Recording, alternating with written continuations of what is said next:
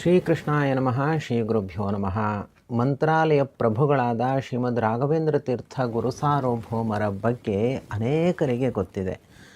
ಅವರಲ್ಲಿ ನಾವು ಒಂದೇ ವಿಶ್ವಾಸ ಇಟ್ಟು ಸೇವೆಯನ್ನು ಮಾಡಿದ್ರೆ ನಮ್ಮ ಸಮಸ್ಯೆ ಎಷ್ಟೇ ದೊಡ್ಡದಾದರೂ ಕೂಡ ಅದು ಅತ್ಯಂತ ಸುಲಭವಾಗಿ ಪರಿಹಾರ ಆಗುತ್ತೆ. ಈ ವಿಷಯದಲ್ಲಿ ನಾನು ಒಂದು ಕಥೆಯನ್ನು ಹೇಳ್ತೇನೆ. ಇದು ಪವಾಡ ಅಂತಲ್ಲ, ಒಂದು ಕಥೆ. ಇದು ನಮ್ಮ ಜೀವನದಲ್ಲಿ ಉತ್ತಮ ಆದರ್ಶ ಆಗುತ್ತೆ. ಒಬ್ಬ ಭಕ್ತ, ಅವರಿಗೆ ಒಂದು ದೊಡ್ಡ ಆಸೆ ಬಂತು. ಆತ ಸಾಮಾನ್ಯ ವ್ಯಕ್ತಿಯಲ್ಲ, ತುಂಬ ದೊಡ್ಡ ವ್ಯಕ್ತಿ. ದೊಡ್ಡ ಆಸೆ ಬಂತು. 1,00,000 ಜನರಲ್ಲಿ ಒಬ್ಬಿಬ್ರಿಗೆ ಮಾತ್ರ ಅಂಥ ಆಸೆ ಬರಲಿಕ್ಕೆ ಸಾಧ್ಯ.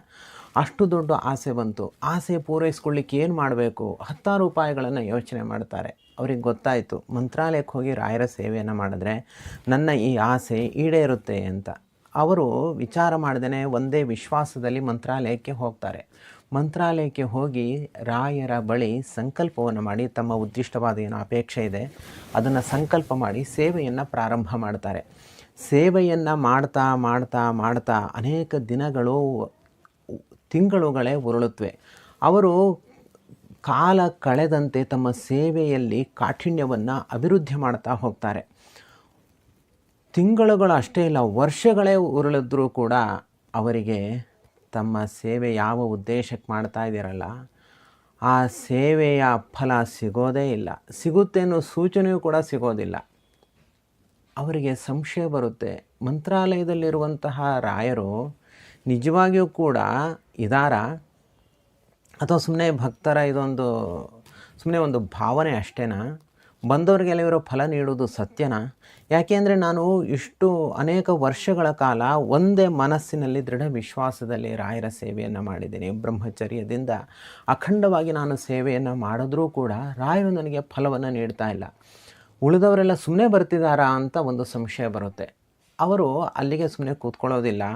ಆ ಮಂತ್ರಾಲಯಕ್ಕೆ ಬರುವಂತಹ ಎಲ್ಲ ಭಕ್ತರ ಬಳಿ ಪ್ರಶ್ನೆಯನ್ನು ಮಾಡ್ತಾ ಹೋಗ್ತಾರೆ, ನಿಮಗೆ ಫಲ ಸಿಕ್ಕಿದೆಯಾ ಅಂತ. ಅವರು ಪ್ರತಿಯೊಬ್ಬ ಭಕ್ತರು ಕೂಡ ತಮ್ಮ ತಮ್ಮ ವಿಚಿತ್ರ ಅನುಭವಗಳನ್ನು ಹೇಳ್ತಾ ಹೋಗ್ತಾರೆ. ಹೌದು, ನಾವು ಹಿಂದೆ ಬಂದು 1 ವಾರ ಸೇವೆ ಮಾಡಿದ್ದು, ಇಂಥ ಫಲ ನಮಗೆ ಸಿಕ್ತು, ನಾನು ಇಂಥ ಊರಿನವನು, ಹೀಗೆಲ್ಲ ಹೇಳ್ತಾ ಹೋಗ್ತಾರೆ.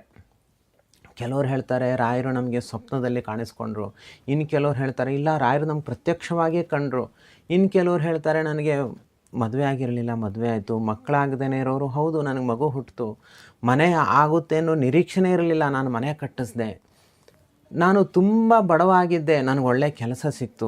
ಹೀಗೆ ಒಬ್ಬೊಬ್ಬರು ಕೂಡ ಒಂದೊಂದು ವಿಚಿತ್ರ ಅನುಭವಗಳನ್ನು ಹೇಳ್ತಾ ಹೋಗ್ತಾರೆ. ಆವಾಗ ಅವ್ರಿಗನ್ಸುತ್ತೆ, ಇಲ್ಲ ರಾಯರು ಇರೋದು ಇಲ್ಲಿ ಸತ್ಯ, ರಾಯರು ಫಲ ಕೊಡ್ತಾ ಇರೋದು ಕೂಡ ಸತ್ಯ, ಹಾಗಿದ್ರೆ ನನ್ನ ಸೇವೆಯಲ್ಲೇ ಏನೋ ಒಂದು ಸಮಸ್ಯೆ ಆಗಿರಬೇಕು ಅಂತ ಆ ವ್ಯಕ್ತಿಗೆ ಅನಿಸುತ್ತೆ. ಮುಂದಿನ ದಿನಗಳಲ್ಲಿ ಅವರು ಮತ್ತಷ್ಟು ವಿಶ್ವಾಸದಲ್ಲಿ ರಾಯರನ್ನು ಸೇವೆ ಮಾಡ್ತಾ ಹೋಗ್ತಾರೆ. ವಿಚಿತ್ರ ರೀತಿಯಲ್ಲೇ ಸೇವೆಯನ್ನು ಮಾಡ್ತಾರೆ.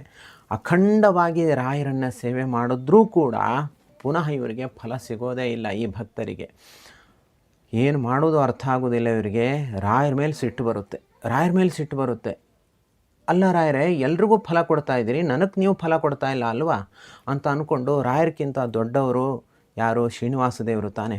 ನೇರವಾಗಿ ತಿರುಪತಿ ಶ್ರೀನಿವಾಸನ ದೇವರ ಹತ್ರ ಹೋಗ್ತಾರೆ. ದರ್ಶನ ಮಾಡಿಬಿಟ್ಟು ಹುಂಡಿಯ ಒಳಗಡೆ ಒಂದು ಚೀಟಿಯನ್ನು ಹಾಕ್ತಾರೆ ಆ ಭಕ್ತರು. ಆ ಚೀಟಿಯಲ್ಲಿ ಆ ಭಕ್ತ ಏನು ಬರೆದಿರ್ತಾರೆ ಅಂತಂದರೆ, ರಾಯರ ಬಗ್ಗೆ ಅಪಾರವಾದ ವಿಶ್ವಾಸವನ್ನು ನಾನು ಇಟ್ಟು ಮಂತ್ರಾಲಯಕ್ಕೆ ಹೋಗಿ ಇಷ್ಟು ವರ್ಷಗಳ ಕಾಲ ಸೇವೆಯನ್ನು ಮಾಡಿದೆ. ರಾಯರು ಪ್ರತಿಯೊಬ್ಬರಿಗೂ ಕೂಡ ಫಲವನ್ನು ನೀಡ್ತಾ ಇದ್ದಾರೆ, ಆದರೆ ನನಗೆ ಮಾತ್ರ ಫಲವನ್ನೇ ನೀಡ್ತಾ ಇಲ್ಲ. ಆದ್ದರಿಂದ ರಾಯರನ್ನು ವಿಚಾರಣೆ ಮಾಡಬೇಕು ಅಂತ ಆ ಚೀಟಿಯಲ್ಲಿ ಬರೆದು ಹುಂಡಿ ಒಳಗಡೆ ಹಾಕಿರ್ತಾರೆ. ಮರುದಿವಸ ಆ ಭಕ್ತನಿಗೆ ಸ್ವಪ್ನ ಆಗುತ್ತೆ. ಸ್ವಪ್ನ ಎಷ್ಟು ವಿಚಿತ್ರ ಆಗಿತ್ತು, ಎಷ್ಟು ಅದ್ಭುತವಾಗಿತ್ತು ಸ್ವಪ್ನ ಅಂತಂದರೆ, ಆ ಸ್ವಪ್ನ ಅಂತಂದರೆ ಅದೊಂದು ಸ್ವಪ್ನದಲ್ಲಿ ಒಂದು ಕೋರ್ಟ್ ನಡೀತಾ ಇದೆ, ಕೋರ್ಟ್ ಹಾಲು. ಅಲ್ಲಿ ಜಡ್ಜ್ ಯಾರು ಅಂತಂದರೆ ಸಾಕ್ಷಾತ್ ಶ್ರೀನಿವಾಸ ದೇವರು ಕರಿ ಕೋಟನ್ನು ಹಾಕ್ಕೊಂಡು 3 ನಾಮ ಹಾಕ್ಕೊಂಡು ತೇಜಸ್ವಿ ಮುಖದಿಂದ ಆ ನ್ಯಾಯಾಧೀಶರಾಗಿ ಅಲ್ಲಿ ಕೂತಿದ್ದಾರೆ. ಒಂದು ಕಡೆ ಫಿರ್ಯಾದುದಾರರಾಗಿ ಇವರು ಯಾರು ಈ ಭಕ್ತ ಇದ್ದಾನಲ್ಲ ಅವನು ಒಂದು ಕಡೆ ನಿಂತಿದ್ದಾನೆ. ಕಂಪ್ಲೇನೆಂಟ್ ಆಗಿ ಈ ಭಕ್ತ ನಿಂತರೆ, ಅಕ್ಯೂಸ್ಡ್ ಆಗಿ ರಾಯರು ಮತ್ತೊಂದು ಕಡೆ ನಿಂತಿದ್ದಾರೆ, ಕಟ್ಕಟೆಯಲ್ಲಿ ನಿಂತಿದ್ದಾರೆ. ಹೀಗಿರಬೇಕಾದ್ರೆ ನ್ಯಾಯಾಧೀಶರು ಮೊಟ್ಟ ಮೊದಲು ಇವನ ದೂರನ್ನು ಆಲಿಸ್ತಾರೆ. ಆಗ ಫಿರ್ಯಾದುದಾರನಾಗಿರುವಂತಹ ಈ ಭಕ್ತ ಹೇಳ್ತಾ ಹೋಗ್ತಾನೆ, ಅನೇಕ ಸಾಕ್ಷಿಗಳನ್ನು ನೀಡ್ತಾ ಹೋಗ್ತಾನೆ. ನಾನು ಮಂತ್ರಾಲಯಕ್ಕೆ ಇಂಥ ದಿವಸದಲ್ಲಿ ಹೋದೆ, ಇಷ್ಟು ದಿವಸಗಳ ಕಾಲ ಸೇವೆ ಮಾಡಿದೆ, ನನ್ನ ಸೇವೆಯ ಕ್ರಮ ಹೇಗೀಗಿತ್ತು, ನಾನು ಕ್ರಮೇಣ ಅದನ್ನು ಅಭಿವೃದ್ಧಿಗೊಳಿಸ್ತಾ ಬಂದೆ. ಹೀಗೆಲ್ಲ ಆ ನ್ಯಾಯಾಧೀಶರ ಮುಂದೆ ಹೇಳೋದು ಅಷ್ಟೇ ಅಲ್ಲದೆ ರಾಯರು ಯಾರ್ಯಾರಿಗೆ ಎಂಥೆಂಥ ಫಲಗಳನ್ನು ಕೊಟ್ಟಿದ್ದಾರೆ, ಕಣ್ಣು ಕೊಟ್ಟಿದ್ದಾರೆ, ಕಾಲು ಕೊಟ್ಟಿದ್ದಾರೆ, ಕೈ ಕೊಟ್ಟಿದ್ದಾರೆ, ವಿದ್ಯೆಯನ್ನು ನೀಡಿದ್ದಾರೆ, ಹಾಗೂ ಮಕ್ಕಳು, ಮನೆ ಇತ್ಯಾದಿ ಅನೇಕ ವರಗಳನ್ನು ಬರುವಂತಹ ಭಕ್ತರಿಗೆ ನೀಡ್ತಾನೇ ಇದ್ದಾರೆ. ಆದರೆ ನನ್ನ ಈ ಸೇವೆಯನ್ನು ಅವರು ಸ್ವೀಕಾರ ಮಾಡಿದಾರೋ ಇಲ್ಲೋ ಗೊತ್ತಿಲ್ಲ, ಆದರೆ ನನಗೆ ಯಾವ ಫಲವನ್ನು ಕೂಡ ಅವರು ಕೊಡ್ತಾ ಇಲ್ಲ. ಹೀಗೆ ಆ ಫಿರ್ಯಾದುದಾರನಾಗಿರುವಂತಹ ಭಕ್ತ ನ್ಯಾಯಾಧೀಶರ ಮುಂದೆ ಎಲ್ಲ ದೂರನ್ನು ಸಲ್ಲಿಸ್ತಾರೆ. ಅನಂತರ ನ್ಯಾಯಾಧೀಶರು ರಾಯರನ್ನು ವಿಚಾರಣೆ ಮಾಡಲಿಕ್ಕೆ ಪ್ರಾರಂಭ ಮಾಡ್ತಾರೆ. ಶ್ರೀನಿವಾಸ ದೇವರು ಸಾಕ್ಷಾತ್ತಾಗಿ ರಾಯರು ಶ್ರೀನಿವಾಸ ದೇವರ ಮುಂದೆ ಎಲ್ಲವನ್ನೂ ಹೇಳ್ತಾ ಹೋಗ್ತಾರೆ. ಹೌದು, ಈ ಭಕ್ತ ಹೇಳಿದಂತೆ ನಾನು ಇಂತಿಂಥ ಊರಿನಿಂದ ಬಂದಿರುವಂತಹ ಭಕ್ತರಿಗೆ ಎಲ್ಲ ವರಗಳನ್ನು ನಾನು ಕೊಟ್ಟಿರುವುದು ಸತ್ಯ. ಯಾಕೆ ಅಂದರೆ ಅವರ ಅಪೇಕ್ಷೆಗಳು ಬಹಳ ಸಣ್ಣದು. ಅವರ ಅಪೇಕ್ಷೆಗೆ ತಕ್ಕಂತೆ ನಾನು ಅವರಿಗೆ ವರಗಳನ್ನು ಕೂಡ ಕೊಡ್ತಾ ಹೋಗಿದ್ದೀನಿ. ಅವರ ಅಪೇಕ್ಷೆ ಈಡೇರಲಿಕ್ಕೆ ಅಷ್ಟೇ ದಿವಸಗಳ ಸೇವೆ ಅವ್ರಿಗೆ ಸಾಕಿತ್ತು. ಆದರೆ ಈ ಭಕ್ತನಿಗಿರುವಂತಹ ಆಸೆ, ಅಪೇಕ್ಷೆ ಅಂತಿಂಥದ್ದಲ್ಲ, ಬಹಳ ದೊಡ್ಡ ಆಸೆ ಇವನಿಗಿದೆ. ಇವನೇನು ಆಸೆ ಇಟ್ಕೊಂಡಿದ್ದಾನೆ ಗೊತ್ತಾ? ಇವನು ನಾನು ರಾಜ ಆಗಬೇಕು, ನಾನು ರಾಜಾಧಿರಾಜ ಆಗಬೇಕು ಎಂಬ ಆಸೆಯನ್ನು ಈ ಭಕ್ತ ಹೊಂದಿದ್ದಾನೆ. ಅದಕ್ಕನುಗುಣವಾಗಿ ಸೇವೆಯನ್ನು ಮಾಡಬೇಕು. ಪ್ರಭುಗಳೇ, ಕೇವಲ ಇನ್ನು 3 ದಿವಸಗಳು ಉಳಿದಿತ್ತು ಇವನು ಸೇವೆ ಪರಿಪೂರ್ಣ ಆಗಲಿಕ್ಕೆ. ಅಷ್ಟರಲ್ಲಿ ನಾನು ವರ ಕೊಡುವವನಿದ್ದೆ. ಅವನು ಬಂದು ತಮ್ಮ ಬಳಿ ದೂರನ್ನು ದಾಖಲೆ ಮಾಡಿದ್ದಾನೆ ಎಂಬುದಾಗಿ ರಾಯರು ನ್ಯಾಯಾಧೀಶರ ಮುಂದೆ ಹೇಳಿದಾಗ, ನ್ಯಾಯಾಧೀಶ ಆ ಫಿರ್ಯಾದುದಾರನಿಗೆ 100 ಚಡಿ ಏಟನ್ನು ಕೊಡಬೇಕು ಅಂತ ಆದೇಶವನ್ನು ಮಾಡ್ತಾನೆ. ಅನಂತರ ಭಟರು ಬಂದು 100 ಚಡಿ ಏಟನ್ನು ಆ ಭಕ್ತನಿಗೆ ಕೊಡ್ತಾರೆ. ಆ ಚಡಿ ಏಟು ಅಂದರೆ ಎಷ್ಟು ವೇದನೆಯಿಂದ ಕೂಡಿರುತ್ತೆ ಗೊತ್ತಲ್ಲ. ಆ ವೇದನೆಯನ್ನು ತಡ್ಕೊಳ್ಳಿಕ್ಕಾಗದೆ ಆ ಭಕ್ತನಿಗೆ ನಿದ್ರೆಯಿಂದ ಎಚ್ಚರ ಆಗುತ್ತೆ, ಕನಸು ಅಲ್ಲಿಗೆ ಮುಗಿಯುತ್ತೆ. ಅವನಿಗೆ ವಿಶ್ವಾಸ ಬರುತ್ತೆ, ನಾನು ತಪ್ಪು ಮಾಡಿದೆ ಅಂತ ಭಾವನೆಯನ್ನು ಹೊಂದಿ ಕೂಡಲೇ ಮಂತ್ರಾಲಯಕ್ಕೆ ಹೊರಡ್ತಾನೆ. ಜೀವನ ಪರ್ಯಂತ ರಾಯರ ಭಕ್ತನಾಗಿ ಸೇವೆಯನ್ನು ಸಲ್ಲಿಸ್ತಾನೆ. ಆ ವ್ಯಕ್ತಿ ಮುಂದಿನ ಜನ್ಮದಲ್ಲಿ ಮೈಸೂರು ರಾಜನಾಗ್ತಾನೆ. ಆ ಮೈಸೂರು ರಾಜನಾದ ಮೇಲೂ ಕೂಡ ರಾಯರ ಭಕ್ತನಾಗೇ ಇರ್ತಾನೆ ಎಂಬ ಈ ಕಥೆ ಇತಿಹಾಸದಲ್ಲಿ ದಾಖಲಾಗಿದೆ.